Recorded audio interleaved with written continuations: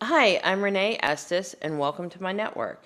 Okay, I've been talking about the algorithms a little for like a couple of videos or a couple of episodes, and this came along, and it's exactly what I've been talking about, but she's talking about Boulder, Colorado, which Fort Collins, Colorado, is just junior Boulder. It's just a mini version of Boulder.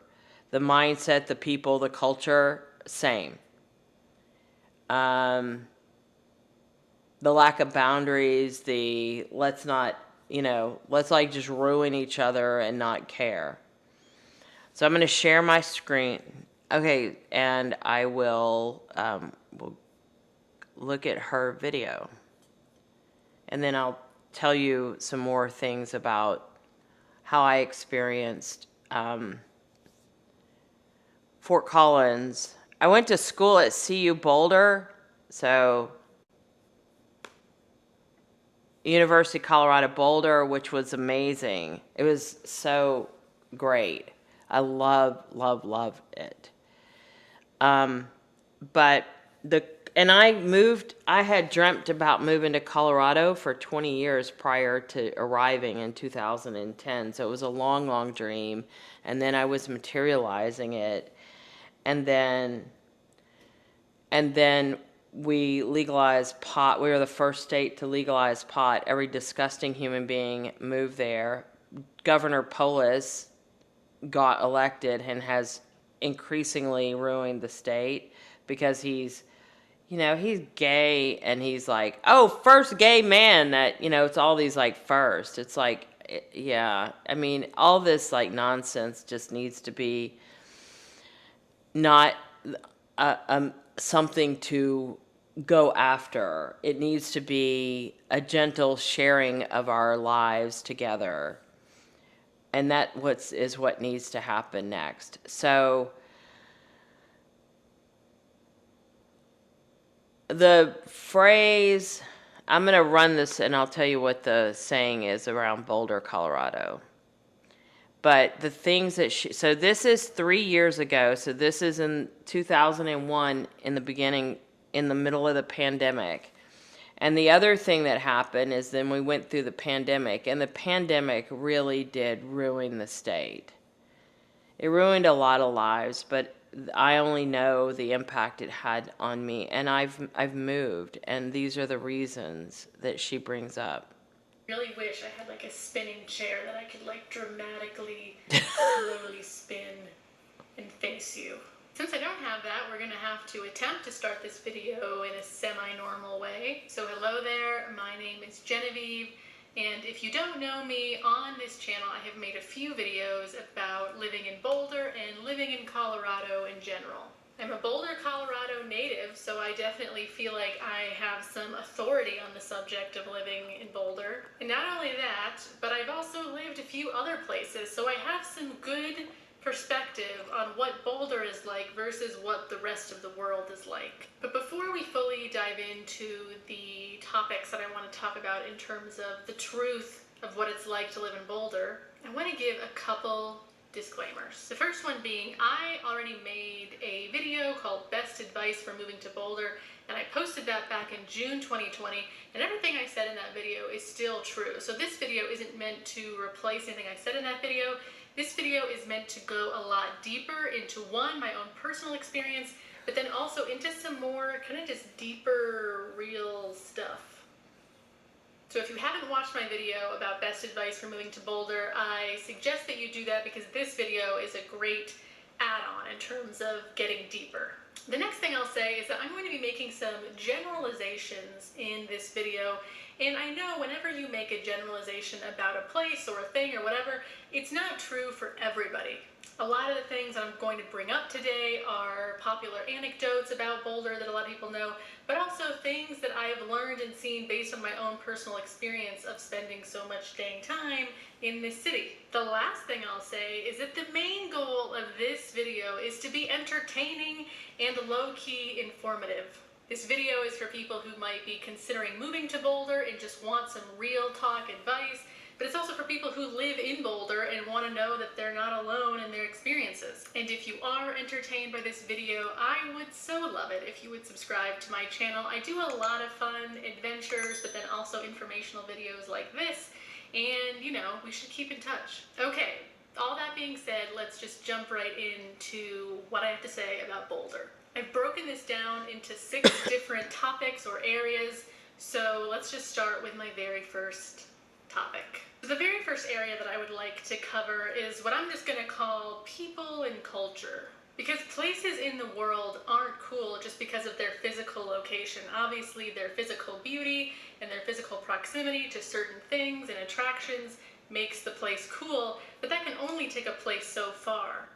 Boulder and the Front Range is really amazingly gorgeous. Boulder is like one of the most beautiful places, although the Grand Tetons tops everything off in Jackson Hole, Wyoming. But Boulder has its own unique set of beauty.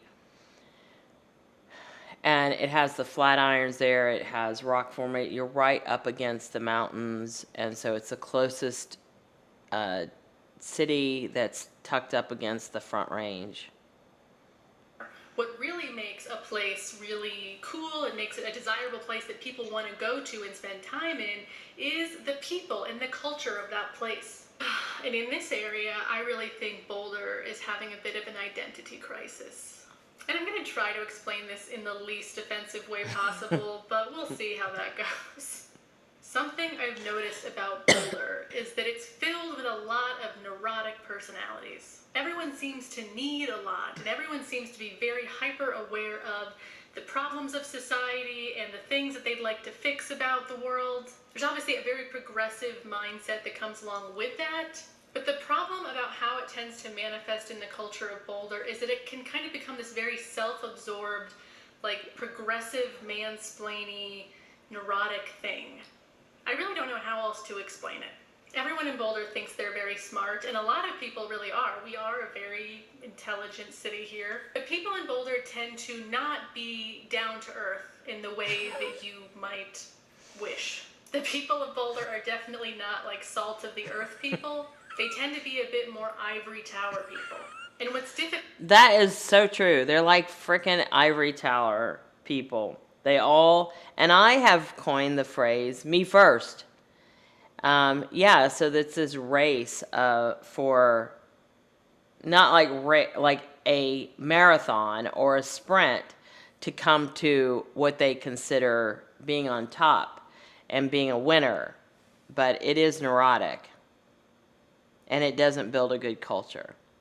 Difficult about this problem for the people of Boulder is that they are ivory tower people, but they really don't want to be. They like to think that they are like, they know all about the issues. They know how to white-splain, you know, the Black Lives Matter movement to anyone.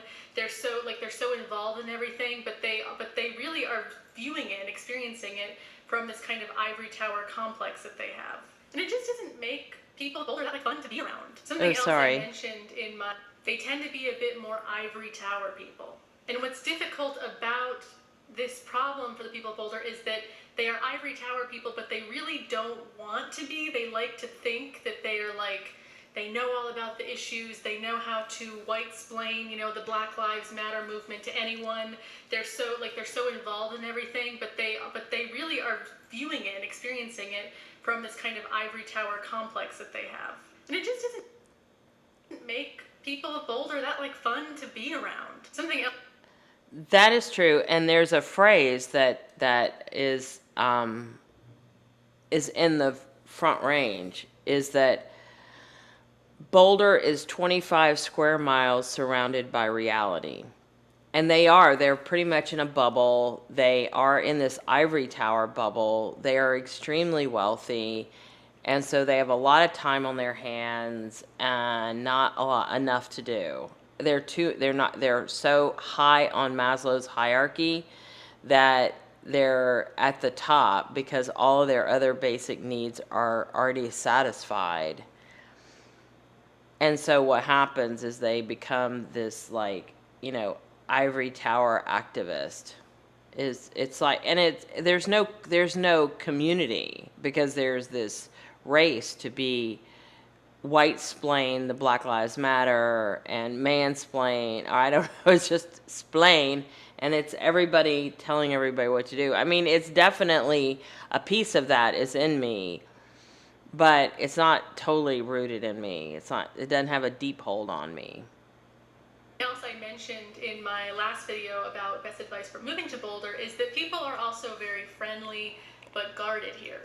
And that plays into kind of like the neurotic behavior I was just talking about, where people are very like into themselves and they can be outwardly friendly, but it's usually like not in like a super, again, like not a salt of the earth kind of like down to earth way. It's just bizarre. I don't know how else to explain it. It's just weird. And for me, especially after spending so much time, especially in other parts of the United States and even in Europe, I'm just like, why are we like this here? Because another thing that's so interesting about Boulder culture is that the people of Boulder often forget that the rest of the world is really nothing like us here, which makes... Again, 25 square miles surrounded by reality.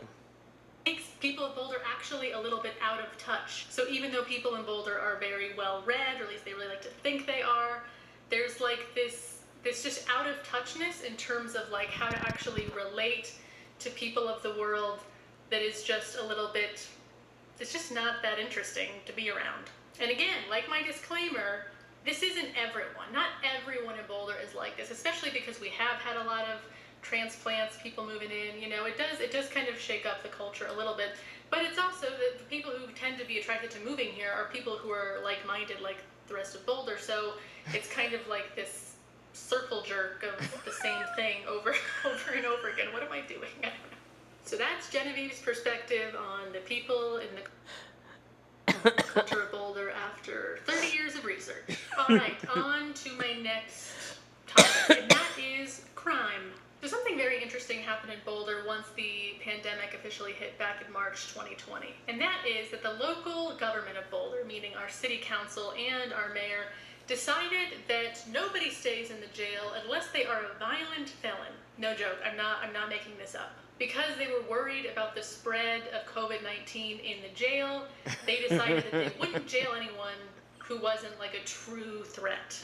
Again, do you see how this mentality kind of plays into the people culture thing I just brought up? That there's like this super desire to be progressive, but it's from kind of like this inept, neurotic place where they don't really think things through.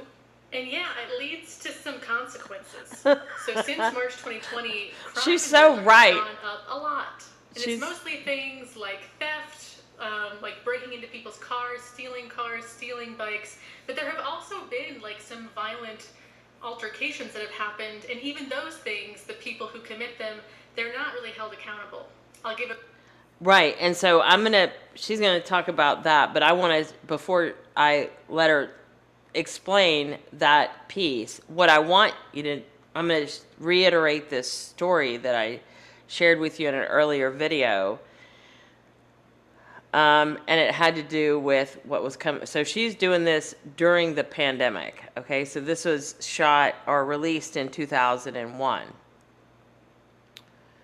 I just late last year, about a year ago, I was in Fort Collins, still living there, and I went to the Rio Grande in Fort Collins on Mountain Street to pick up, to take takeout out, because they do have really good food. I really like their food, but I don't drink. I don't do pot. I don't do anything. I curse, and I don't even break really traffic laws anymore. So, and freedom of speech is backs up my cursing. So really, there's nothing I'm doing that is, marginally wrong. Okay, so what happened was I go in, you can't call ahead, so I went into the bar, and you have to wait. So you go to the bar, you put the order in, and you wait. Well, these two men come up next to me, sit down. I don't know who arrived first. They were there or I was there. I think maybe they were there. I don't know. But anyhow, so there's two men. One has they both have, they have clothes on, but one has this black t-shirt with white writing that says, "Let's fuck," but the L and the F were reversed. Okay. So, and he looked at me and he says, "Read my t-shirt." And I was like, oh my God, the moron is here. And I just looked at him like, pretty much like this, like, oh my God, here we are again with the moronicness, the stupidity. Oh, he's probably a man in his 40s and he's transient, and then it's like, just like, so then I sit there by myself, like, I'm here, I'm in this seat, there's the corner of the bar, and they're here. So we're like, we're semi-facing each other. And I'm just sitting there the whole time going, oh my God, they're so stupid. They're so stupid. Just, like, get my food and let me get out of here. They're so stupid. They're so stupid. Like, it's just so stupid. He must think that he is something special, the "let's fuck" t-shirt dude. And all I'm thinking about is gross, and I wouldn't let you touch me with a 10-foot pole, and I wouldn't want you crawling all over me, and gross, and how diseased are you, and gross, and gross, and gross, and gross. So I was just, like, disgusted by him. And then the enabler.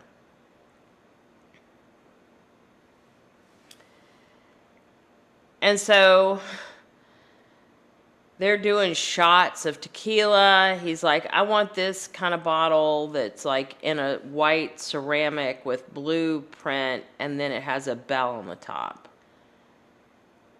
And he goes, can I ring the bell? And I'm thinking, oh my God, he's so stupid. He's so stupid. He's so stupid. He's just so stupid. That's what I'm thinking. I'm like, get me out of here. I want my food. I want to go home. I want to be away from them. So they're taking forever on the food. I don't know why they're so slow at the Rio Grande. They're probably slow because they think you're drinking, and then you're buying more alcohol, which I'm not. I'm sitting there waiting. And so finally, after about 20 minutes of them going on about how they're fucking over the world, and they're doing this, and it's just all this nonsense, and then they're like, I did this, and, it's all this, like, neuroticness. And so, and then male bonding eroticism and bromance, and then just bullshit, like, just nonsense. It's like such a waste of a life. And all I'm thinking about is get my food and get out of there. And so finally I look over, and because he's pissed off at me now, because he knows that I think he's stupid. I've been, like, just trying to avoid him, and we're in close proximity.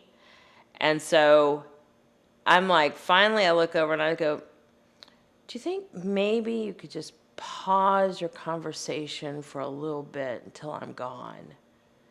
And he points over across the bar at a diagonal, and he goes, you can leave. You can go somewhere else. And I'm like, well, one, I'm not going to be bullied. So, and I look at him and I'm like, no, you can leave. And then he punched me in the face.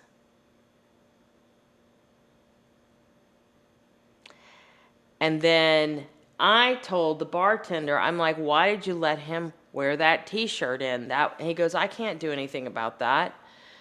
And it's this, like, complacency, because what he's doing is he is talking, with his t-shirt, he is talking about his intention to rape, his intention to dehumanize women. And what they should have said was, you need to go change your shirt and your attitude. But that doesn't happen in Colorado because the culture has really gone down the hill. It's just horrible. And it's so heartbreaking because it's like such a beautiful place. The weather's great. The fall's a little bit tricky because of the sun, the arc of the sun in the horizon. But you also feel excited to be there, and then the crisp mountain air, and then the outdoor activity, and then the clean mountain stream water. Even though it's coming from the city, there's still something clean and crisp about it. It's just really nice. But then it attracts these people, and so, and I don't know. I mean, it is I-25 is the interstate that goes north-south through Colorado. It goes along the Front Range. And so what happens is that it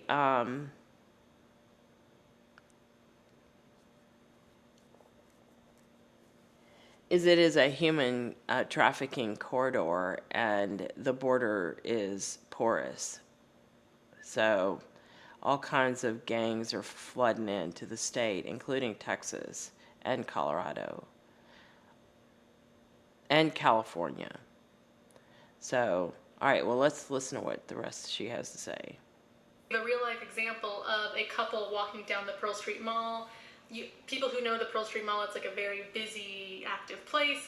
And there was a man who was obviously a bit unstable who was also on the Pearl Street Mall, and he just came up and sucker punched the dude who was in this couple, like out of nowhere. And there's tons of witnesses, and of course they call the police, and the police's response is basically like, oh yeah, we know that guy. And they I think what they did is they took him to jail and then they just drove him back to wherever his camp was, this guy. Because that's what they do a lot, is they'll pick up whoever was caught as like the thief or the person committing some crime. They take them to jail, and then the jail literally turns them away because they are not allowed by law to book them. So over time, there are people in Boulder who have learned this, and they've learned that they can get away with theft and other crimes because they know that they won't be held accountable for them. And this has been very frustrating and very noticeable for the people of Boulder. At first, people were really finger pointing and blaming the police because they claim the police aren't doing their job. But recently, it's really come to light that the police can only enforce what the laws are. And if the local government has decided that the law is that no one goes to jail unless they've killed somebody, then the police can't do much. On top of that, the Boulder PD has had a huge amount of turnover this year since the pandemic hit, but also since the defund police movements have happened. There has been very low morale, probably not just in Boulder PD, but in police departments all over. And so funding has been cut. There's been high turnover. So a lot of our police officers now are new people who really don't have a stake in our community here. So there's definitely this sense of apathy coming from the police department because they're overworked maybe, and they also just they don't have a stake in really wanting to keep the community safe. Also, that I noticed that too is that there wasn't community building. There was, and that's in Fort Collins as well, because no one has a stake in it. Even the police are apathetic, and the judges are apathetic, and the whole system is apathetic, and they don't care about each other. Whereas if our police officers were from here, they really loved Boulder, this was their community, there might be a little more, pride or desire to really hold crime and justice accountable. But mainly I just blame our city council and mayor. So that's it for crime. Boulder used to be a place where, growing up, we never locked our doors. It always felt so safe. Whereas now, I'm in this kind of mindset where I'm always on guard, always locking my door. And it just doesn't feel very fun to live in Boulder in a place where it used to feel so safe, and now it just doesn't feel safe anymore. I thought I would never leave Colorado. I never thought I'd leave Colorado. It was a dream, And then the culture just, because they enabled my now ex-husband's abuse, domestic violence by proxy. All right, are you having fun yet? We're getting into the deep stuff, guys. I told you, it's deeper than deep. I feel like that's what she said, but let's move on. Speaking of that's what she said, the next topic is dating. And this is something that I brought up in my last video about moving to Boulder, and that is that dating in Boulder is difficult. And what's weird about dating in Boulder being difficult is it's not for a lack of single people in Boulder. I actually think there are a lot of single adults. And also let me pause here to say that when I say dating in Boulder, I mean like dating among adults. I consider like the CU Boulder students, they're kind of their own class. They're also their own culture. They're honestly like their own little subset of humanity within Boulder. Dating for them is going to be a lot different than dating over 25. That's really what I'm referring to here. So it's not for lack of single people, like I said, but it seems to be that the single people who are here are, again, maybe playing a little bit into that like Boulder neuroticness that seems to exist here. Like, I know so many attractive guys in Boulder who have outfitted the back of a pickup truck so they can live in it. They're very attractive, but weirdly emotionally wounded. There's like so many guys like that in Boulder. And I've just found through experience that the men who live out of the back of their trucks, oh my God, I can't stop laughing. But the men who live out of the back of their trucks and, you know, are very attractive, but usually a little emotionally wounded, they don't usually make for like a real stable long-term relationship. And I'm sure there's a female equivalent to that stereotype that I just made. Let me think of what that would be. The female equivalent would probably be like a young yoga teacher who just got her certification and, you know, is a free spirit, but also has no money and is just kind of messed up from doing too much coke in college. So for whatever reason, there are single people here, but if your real desire in life is to meet someone and really start like a stable monogamous relationship, for some reason, that's just weirdly difficult to find, especially among the millennial class. I feel like I should say that. This is mostly among like 25 to 35-year-olds. Actually, you know, maybe older than 35 though. Okay, that's enough about dating. Let's move on to diversity. Ooh, diversity. Let's see the comments roll in about whiteness and how whiteness is rightness. What am I doing? I don't know. I say that because I'm referring to another video that I did about things you might not know about living in Colorado, and I mentioned how white Colorado is. And oh my goodness, so many white men came pouring into the comments with lots of explanations about how Boulder, I mean, sorry, not just Boulder, but Colorado is white and how that's just fine and how some... Yeah, it's a very white state, like 97% white. Because who else can afford to live there? And you're like, you have a homeless population, which is also white, and you have the rich, and you don't have a middle class. Somehow I'm the racist one because I'm insinuating that minorities aren't smart enough to get jobs at tech companies, when I never freaking said that. I just love how they flip it around so weirdly like that. So anyway, touchy topic. Yeah, that's part of the problem, is that you can make a statement and then they like, you know, it's 25 square miles surrounded by reality. But we must talk about it because Boulder is one of the whitest places in all of Colorado. And it's not just white, it is low-key racist. And I say low-key because people aren't like outwardly racist. Like if a black person walked into Whole Foods, people wouldn't be like, you don't belong here. Like no one would like openly say anything to that person. But the way people's body language and the way people treat minorities, you can just sense a huge shift in just the way people are treated. And I'm not saying that just because that's what I think. There have been countless articles and people of color writing blogs and posts about what it's like to be a person of color in Boulder and how freaking challenging it is. And it really makes me angry because, as I've talked about, Boulder tends to be a place that wants to consider itself so progressive and open-minded and really welcoming. But in terms of like real-world acceptance of people of all cultures and ethnicities, Boulder actually really struggles in that area.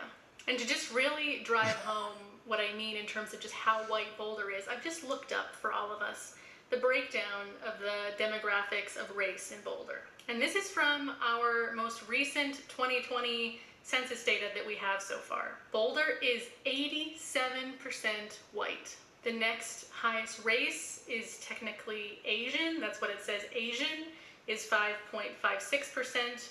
After that, we have 2 or more races, and that's 3.8%. After that is other races. The two or more races is probably some Native Americans, because it's big Native. The Ute tribe, I know, is big there. Race, which is 1.85%. And then finally, being Black or Native American, only 1.16% of Boulder is Black. What's really weird about this is it doesn't say what our Latino population is.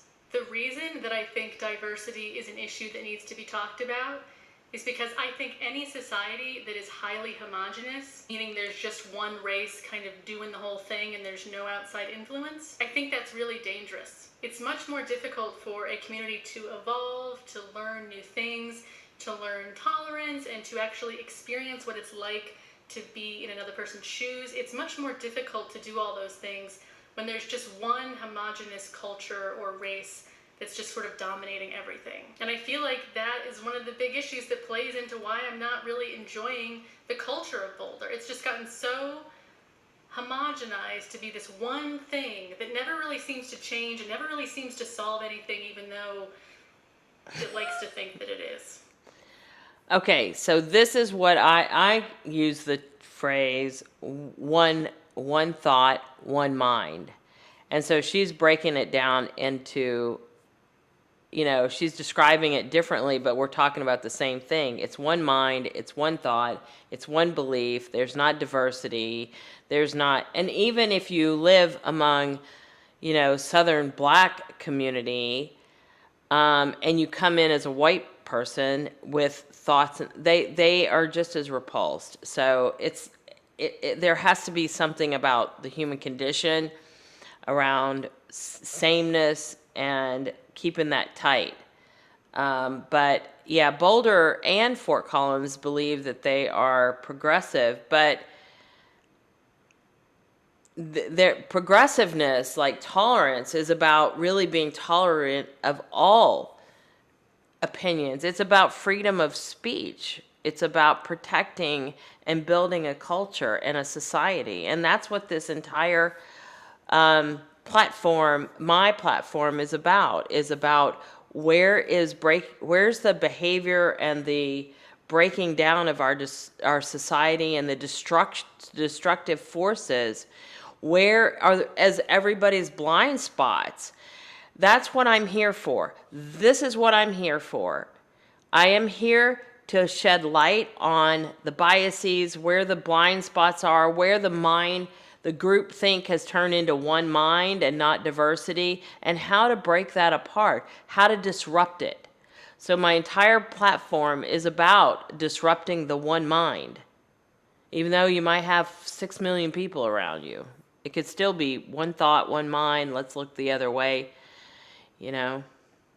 So I'm looking forward to you coming for me in the comments, Stephen.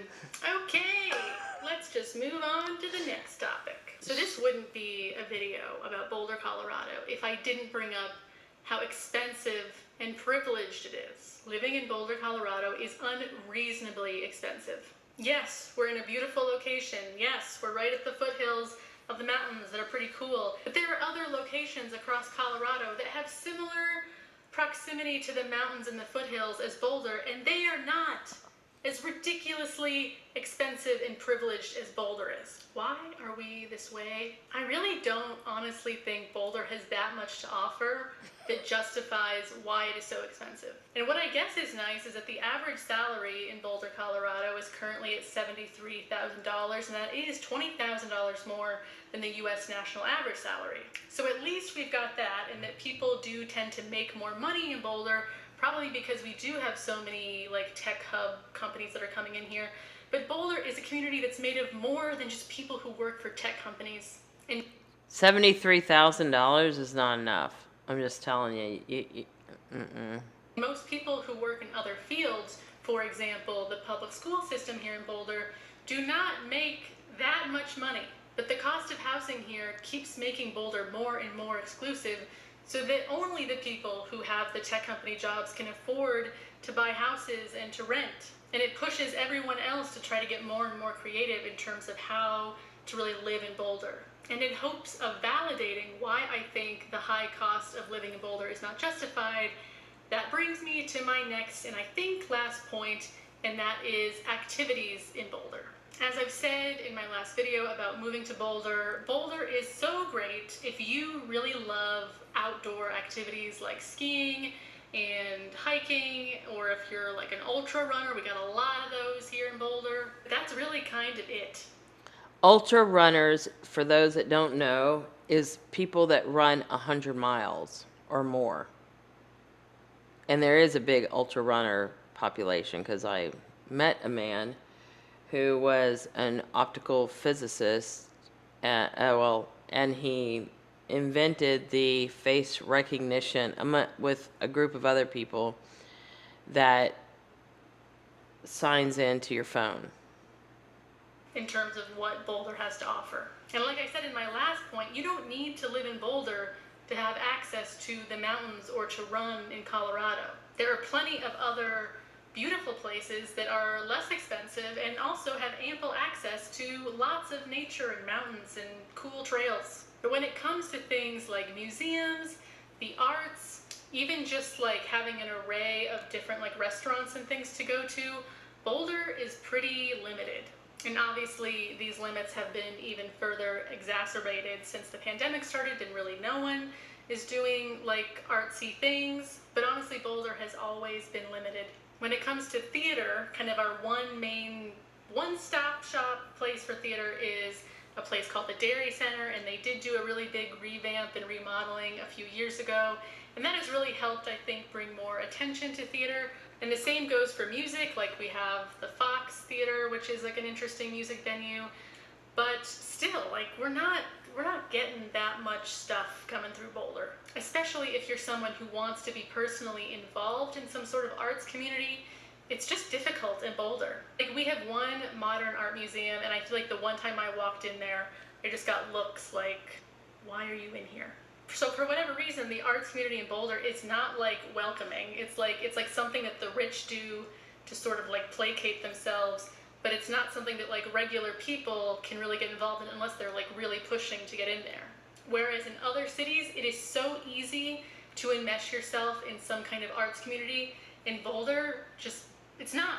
So it's at this point in the video that you may be at home asking yourself, well, if you hate Boulder so much, why don't you leave? And to that I say, thank you so much for your question, Stephen. I do plan on leaving. I really can't justify at this point in my life staying in a place like Boulder. And that's exactly why I had to leave, because Boulder and Fort Collins are the same. It just the fact of the matter is that if you don't hold a society together with boundaries and connective tissue and loving and caring for each other and having compassion, and it's just a parade and a facade, her sarcasm makes me laugh because I feel it. I feel the frustration. She's being sarcastic, but there's also underneath it, she's just really disappointed because her town that she grew up in has turned into something that's unrecognizable and something beautiful that we had. And the same for Fort Collins. It's a really well-designed city. It's one of the best designed cities. Some of the residents in Fort Collins, and this is probably true for Boulder, don't own cars. They own bicycles. An expensive bike, they probably paid $10,000 or more for the bike. They could have paid $30,000 for it. But they don't own a car because they can bike, because the climate and the living in the mountains and and the sustainability and the infrastructure of the cities makes it quite possible. There's bike lanes everywhere in Fort Collins, like 90 97 or 98% of the roads in Fort Collins has a bike lane, and if not, it's got a sidewalk. And so it's very livable, and you can very much live without a vehicle. I mean, you have to have the time, and in the winter, the ones that don't have a vehicle, they take mass transit. But there's limited mass transit in Fort Collins, but it's not a huge city. It's like, on the diagonal, I think it's 7 miles on the diagonal. So, but the same problems that Boulder has, Fort Collins has, and it's heartbreaking. So I really appreciate her making this video on Boulder, because it is exactly why I had to leave. And it's like, and I long for parts of the culture. I long to live in the mountains. There's a part of it that's like in me. I would love to live in Lyons, but this really reminds me that it's not time to go back to Colorado, because this crap has to be cleaned up.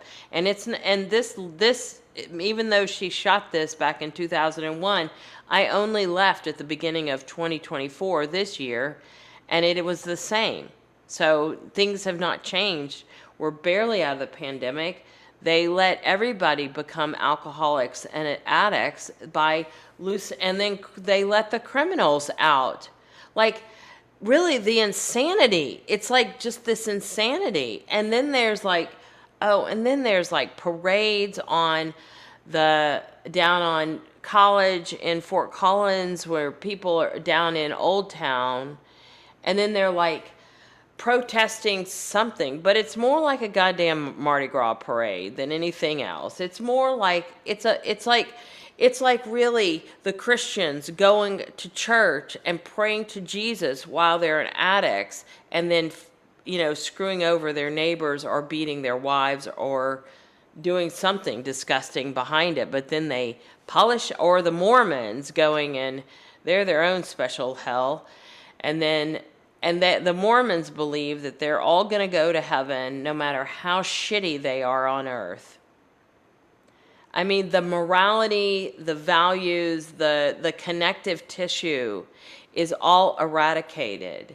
And there's some threads that have caused it to occur. And that's what I'm using this platform here on YouTube, is to bring light to these so that we can build a better community together. And like I say, love grows with better understanding of ourselves. So let's listen to the rest of what she has to say about Boulder, Colorado. And for me, I would love to live in Lyons, Colorado, which is Boulder County, and it's like this little mountain town just north of Boulder. And then you'd have access to Boulder. Then you'd be like an hour's drive to Nederland, which is the ski area up above Boulder. And then you would be like, closer to Denver. And then if I wanted to go back to Fort Collins, I'd be, about 45-minute drive. And then Lyons is this beautiful little town, but it's the same problem as Boulder that she's highlighted here culturally. It's the same problem. And then there's a passivity, and then there's we're going to enable the abuse and the people that destroy our communities while pretending like we're progressive and that we give a shit, and they don't. What they do is that they care about being stoned out. They've passed more and more laws about doing drugs. So now they passed a law to do mushrooms in therapy, so that psychedelics. What they're trying to do with these drugs is have a mystical experience, but they're doing it with a shitty soul. And they're missing the mark. I was born and raised here. I've obviously spent a lot of time here, and I have that kind of like nostalgic heart connection to here. We also have something in Boulder called Chief Niwat's Curse. And that is that Chief Niwot cursed the white people of Boulder who settled on his land and said that anyone who moves to Boulder will never be able to leave. Something like that. And a lot of people have felt the effects of Chief Niwot's curse, and that we try to leave Boulder, and for whatever reason, we just like keep coming back. And I am definitely one of those people. And it might be my comfort here because I just know it so well. It might be because I really do love the mountains so much. But there's just something that sometimes it makes it hard for me to leave. But I mean, I want to go back. I feel that like connection to the mountains, the mountain air, living at 5,000 feet above sea level. There is a piece of the culture that I really love. But this toxicity in the culture is the dark cloud of it, and everybody's more interested in being an addict than and then pretending to be an activist rather than really cleaning up the culture and doing what's right. But I'm finally at a point in my life where I'm truly over it, Boulder. I'm just over it. It's time for us to break up. I'm done. But my personal problem is that I'm not fully committed yet to where I want to move next. I think I'm 90% sure that I would like to try moving to Austin, Texas, but I feel like that is the most cliche place that I could possibly want to move because everyone and their mom is moving to Austin, Texas right now. But I really love Austin. I love the weather there. That's one thing I personally also don't like about Boulder, is that I really don't like winter. There's a lot of people here obviously that love winter. It's like their thing. But for me, I never got into winter. I'm just not a winter person. So I'm like, why do I live somewhere where it snows? I should move somewhere where it's like fairly temperate all year round. So Austin is where I would like to go, but I'm also really curious to get feedback from you guys. Knowing me and knowing that I don't like winter, and also knowing that I really don't want to move somewhere like Southern California where it's also so dang expensive, where should I move? Because I don't know yet.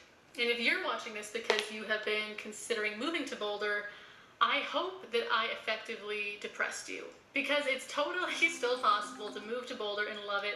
Like I said at the very beginning of the video, you might have a totally different experience of Boulder than I have had. You might move here, luck out, find the love of your life, find the cheapest apartment ever. Like, I don't know, your life might just become magic. It's just, you never know. But I think it's really important for you, if you do want to move to Boulder, that you consider these things, and then also don't move to Boulder. If you want to move to Colorado, there are a million cooler places to move in Colorado.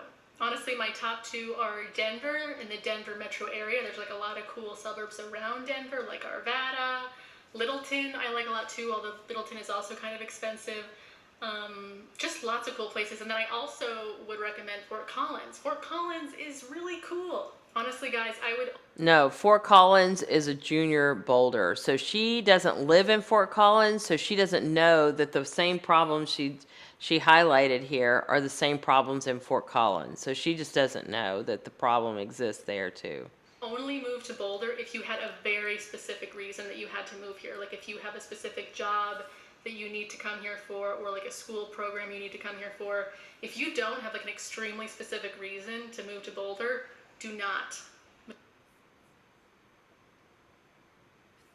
Okay, I am getting a call, so I'm going to pause this. Hi. Okay, so sorry for the break. Had a call and had to take that call. All right, so yeah, so what's really interesting is that that's part of, she's like moved to Fort Collins, but what she doesn't know that Fort Collins is the same. And so, and everything she highlighted in about Boulder is true about Fort Collins.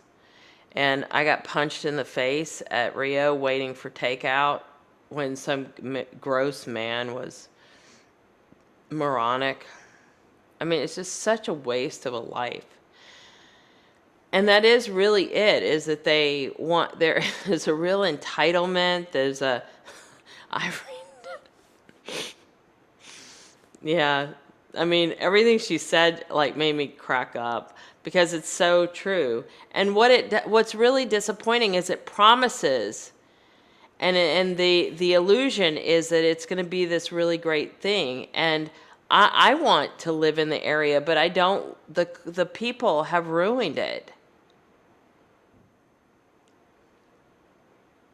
And they just go along with it. The fact of the matter, I mean, this was 3 years ago, but it continues. It doesn't change. They think it's funny to destroy someone else while they pretend to be progressive and to be all, it's like very ivory tower.